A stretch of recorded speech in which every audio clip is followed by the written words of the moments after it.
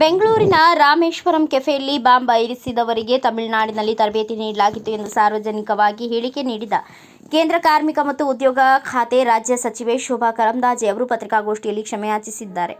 ಅವರ ವಿರುದ್ಧದ ಪ್ರಕರಣ ಕೈಬಿಡಲಾಗುವುದು ಎಂದು ತಮಿಳುನಾಡು ಸರ್ಕಾರ ಬುಧವಾರ ಮದ್ರಾಸ್ ಹೈಕೋರ್ಟ್ಗೆ ತಿಳಿಸಿದೆ. ತನ್ನ ವಿರುದ್ಧದ ಎಫ್ಐಆರ್ ರದ್ದುಪಡಿಸುವಂತೆ ಕೋರಿ ಶೋಭಾ ಕರಂದ್ಲಾಜೆ ಸಲ್ಲಿಸಿರುವ ಅರ್ಜಿಗೆ ಸಂಬಂಧಿಸಿದಂತೆ ತಮಿಳುನಾಡು ಸರ್ಕಾರದ ಅಡ್ವೊಕೇಟ್ ಜನರಲ್ ಪಿಸಿ ರಾಮನ್ ಅವರು ಮೇಲಿನಂತೆ ನ್ಯಾಯಾಲಯಕ್ಕೆ ಪ್ರತಿಕ್ರಿಯೆ ನೀಡಿದ್ದಾರೆ.